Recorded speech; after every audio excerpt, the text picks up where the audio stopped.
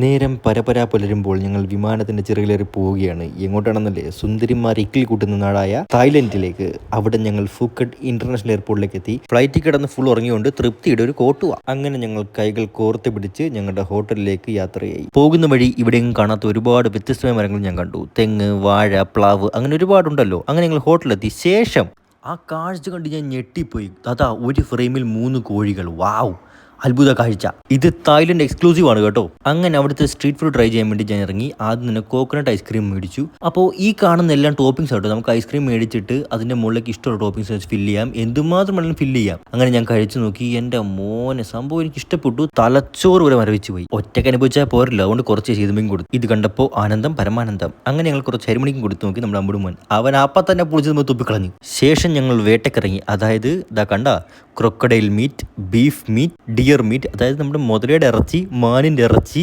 ഷാർക്കിന്റെ ഒക്കെ ഇറച്ചി ഉണ്ടെന്ന് അവിടെ കണ്ട.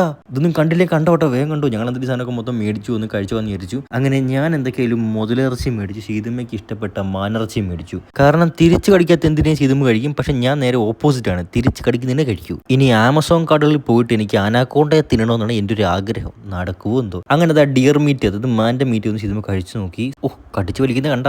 എന്തൊക്കെയായാലും സംഭവം ടേസ്റ്റ് ആയിരുന്നു കേട്ടോ. പക്ഷെ മുതലയിറച്ചി അതിന്റെ ടേസ്റ്റ് എനിക്ക് പെട്ടെന്ന് ഇഷ്ടപ്പെട്ടു. കാരണം കിണ്ണു സാധനം. എന്തായാലും കഴിച്ചത് തൊണ്ടെന്ന് ഇറങ്ങാൻ വേണ്ടി ഞങ്ങളുടെ ഒരു ഓറഞ്ച് ജ്യൂസ് മേടിച്ചു. സംഭവം പ്യുവർ ഓറഞ്ച് കേട്ടോ, ഒരു കെമിക്കൽ എനിക്ക് ഇഷ്ടപ്പെട്ടില്ല കേട്ടാ, ബട്ട് എനിക്ക് ഇഷ്ടപ്പെട്ടു. പിന്നെ നമ്മുടെ അരിമണിക്ക് വിശക്കുമ്പോൾ കഴിക്കാൻ വേണ്ടി ഞങ്ങൾ കുറച്ച് ഫ്രൂട്ട്സ് ഒക്കെ വാങ്ങിച്ചിട്ടുണ്ട്. അവൻ്റെ കുഞ്ഞായതുകൊണ്ട് ഈ മുതലിറച്ചി ഒന്നും ചോദിക്കത്തില്ലല്ലോ, കുഴപ്പമില്ല. സോ അവന് നല്ല ഫ്രഷ് കട്ട് ഫ്രൂട്ട്സ് വാങ്ങിച്ചു. ഉള്ളത് പറയാം, നമ്മുടെ ഇവിടുത്തെ കൂട്ടല്ല, തായ്ലൻഡിലെ ഫ്രൂട്ട്സിന് ഒരു പ്രത്യേക ടേസ്റ്റ് ആട്ടോ. പിന്നെ ഞങ്ങൾ ഇതാ തേങ്ങ വലിപ്പമുള്ളൊരു മാങ്ങ ഉണ്ട്, നോക്കി. ഇത് ശരിക്കുള്ള സൈസാട്ടോ, ഒറിജിനൽ വലിപ്പമുള്ള മാങ്ങയാണ്. എൻ്റെ പൊന്നെ, അപ്പുറത്തുള്ളത് നോർമൽ മാങ്ങ കണ്ടോ, ചെറിയ മാങ്ങ. അങ്ങനെ ഞങ്ങൾ കഴിച്ചൊക്കെ ദഹിക്കാൻ വേണ്ടി ഒരു അമ്പലത്തിന്റെ ഫ്രണ്ടിൽ പോയിരുന്നു. അപ്പോൾ നമ്മുടെ അമ്പുടുമോൻ ഞങ്ങളുടെ അടുത്ത ഫോട്ടോ ഒക്കെ നോക്കി അന്തം വിട്ട് നിൽക്കുന്നു. നെക്സ്റ്റ് ഞങ്ങൾ ഈ സാധനം കഴിച്ചു. ഇതിന്റെ പേരാണ് മൂൺ കേക്ക് ലാവ. ഇത് പലതുണ്ട് കേട്ടോ, സോൾട്ടഡ് എഗ്സ്, കിവി, മാംഗോ, അങ്ങനെ കുറെ ഫ്ലേവേഴ്സ് ഉണ്ട്. ഞങ്ങൾ അതെല്ലാം കഴിച്ചു. ഓ, സൂപ്പർ ടേസ്റ്റ് ആയിരുന്നു കേട്ടോ. പിന്നാണ് നമ്മുടെ ഓയിസ്റ്ററിലേക്ക് വന്നത്. ഈ ഓയിസ്റ്റർ എന്ന് പറയുന്നത് നമ്മൾ മിസ്റ്റർ ബീൻ കഴിച്ച സെയിം സാധനം. ബട്ട് എന്നെ ആകർഷിച്ച വേറൊരു ഐറ്റമാണ് പുഴു വറുത്തത്, പല്ലി വറുത്തത്, പാറ്റ വറുത്തത്, പുൽച്ചാടി വറുത്തത്, അങ്ങനെ കുറെ സംഭവമുണ്ട്. പിന്നെ തേളിനെ കാമ്പേ കുത്തി കറക്കിയത്, കറുത്ത തേള്. അങ്ങനെ ഇതിലും പുഴുവിനെ വറുത്ത് മേടിച്ചു. ഒന്ന് കടിച്ചോറിനെ വെള്ളച്ചാട്ടം പോലെ എൻ്റെ അതിന് ജ്യൂസ് വരട്ട് വന്നു.